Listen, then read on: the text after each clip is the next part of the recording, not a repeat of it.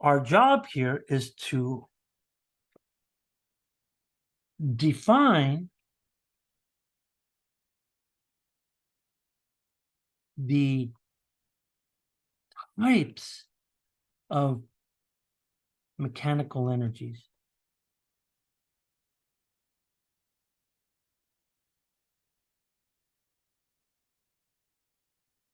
And the only way we can define energies is that we must use the work energy theorem.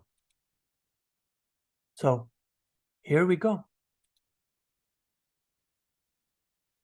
So now what I want to do, let me move some things around and I thought I was set up.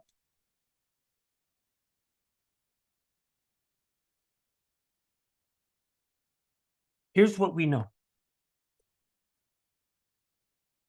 There are three energies, three types of energies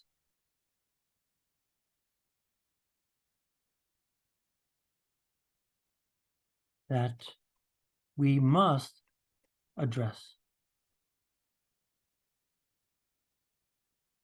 And what we're going to find here is that what the work energy theorem says is that if I have a change in energy because there was some external work done on the system, then I know that I'm changing energy from state 1 to state 2. And what we're going to see here is that these three types are known as delta K, delta U, and delta thermal. And what are these? This is the change in kinetic energy. This is the change in potential energy. And then finally, this is the change in thermal energy. We have to address these guys. And only the work energy theorem allows us to do this. So here we go. The first one, we're going to talk about kinetic energy.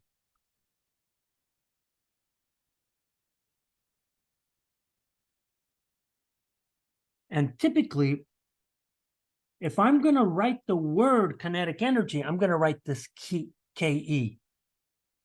But if I write this as a symbol, we typically don't write KE, we just write K.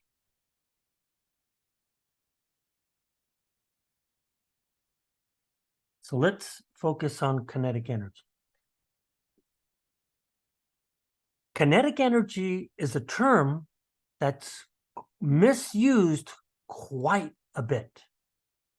And what we want to do here is that we want to be able to not be sloppy with our language. So here's what we want to do here is that we are going to calculate,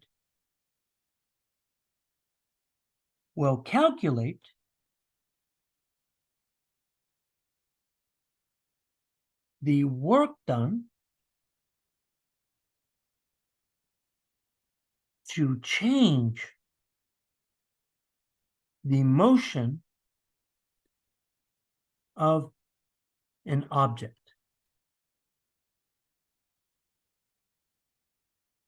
And what you're going to find here is that because this type of thing occurs very often, we define a symbol as a shortcut for work. So you got to remember, work is the key thing here. Even though we're going to go and we're going to start to look at, kinetic energy, and we're going to completely drop kinetic energy work from our language, you're going to find out that it plays a big role on how you conceptualize what is going on. So what we're going to do here is that we want to look at an example to give us a sense of what is going on. So in this example, again, we're going to have a pusher. This is what I typically call a sucker, a pusher that pushes a car. So I imagine this type of scenario. I have a car. And when I'm thinking about this car, the orange dude in the car, I guess orange is a good color. The orange dude in the car has recruited a sucker. So when I'm thinking about a sucker here, what am I actually imagining here? Well, I imagine that this guy is going to be running. I don't know if it's running, but he's trying to get a good push on this car right there. And who knows?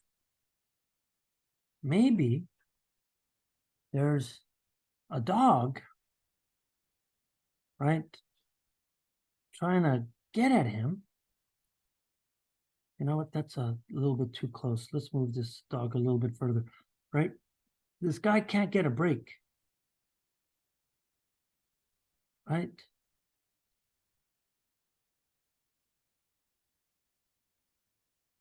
You could imagine that this dog is just like, is jumping at this guy, just trying to chase this guy down. Oh, there we go. So what is this guy doing? He's going to move a little bit faster, but as he does this, he applies an external force to what? The car. So if I set my system here to equal the car, then I know that's an external force acting on this system here. So let's say that this guy has been pushing the car a little bit, and now I'm just going to copy this and take it over to this here. At some point here, what's he going to do? It's going to make this car go faster, right? But he's still applying the force. And so we expect that now the car has a higher speed.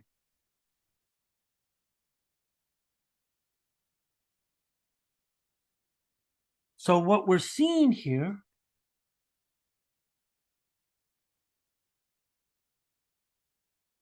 is that this car has now traveled some distance from here to over there. So according to the work energy theorem, we're going to speed up this system here, right? That car is definitely going to speed up as it moves. So it turns out that when I look at this thing, I can calculate how much work is done. So we can calculate the external work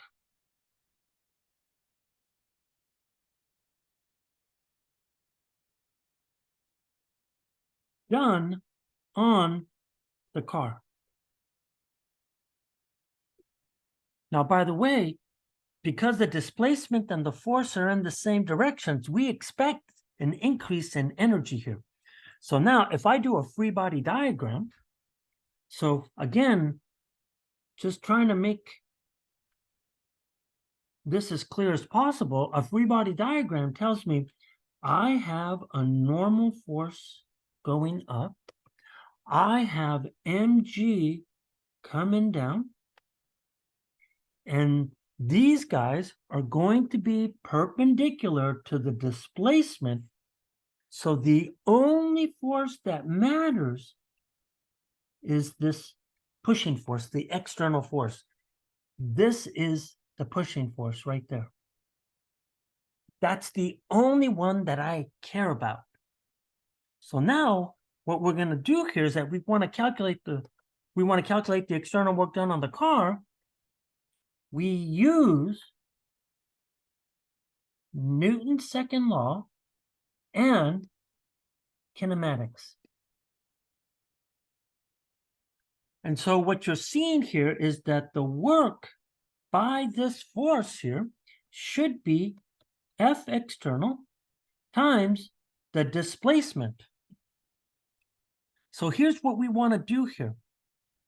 We want to replace the external force by writing this as mass times acceleration.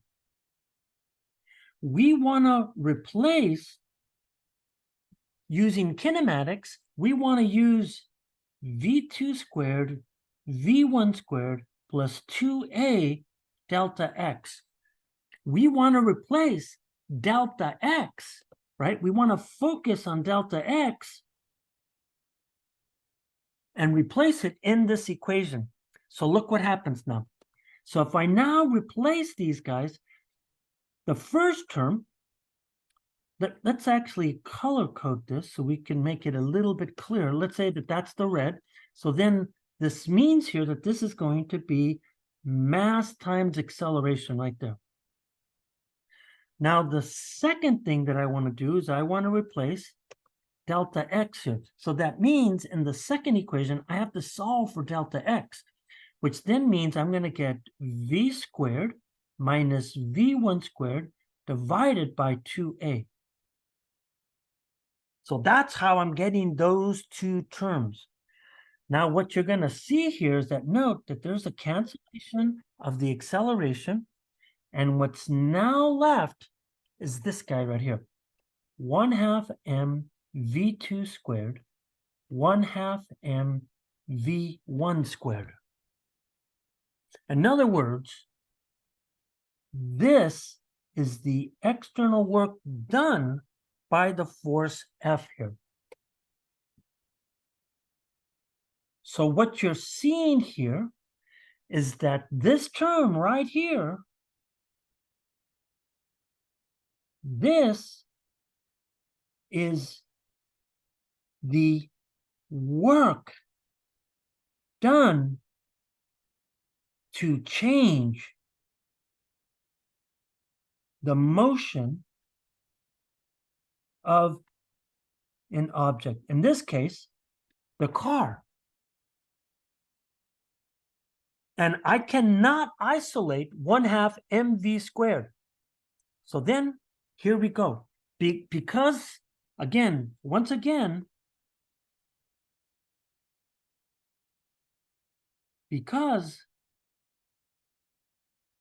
this shows up a lot in mechanics,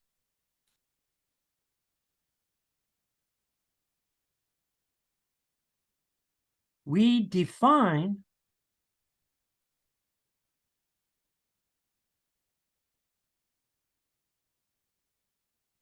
this expression. And here's how we do it here. We say here that from the work energy theorem,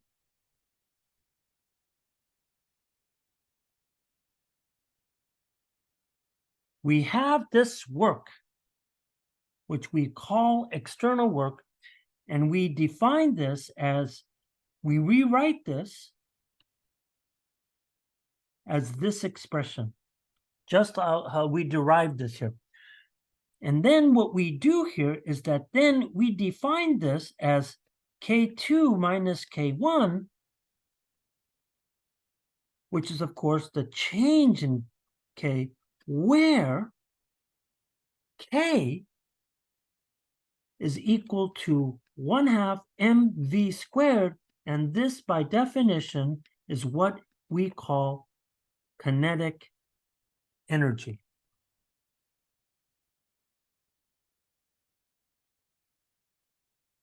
So this is our definition of kinetic energy.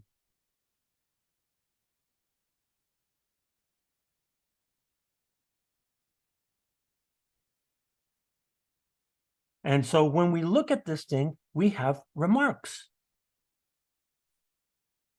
right? For starters here, we should say here is that if I look at the units, we could then see that a unit of work is a joule, which is also a unit of kinetic energy. They're one and the same.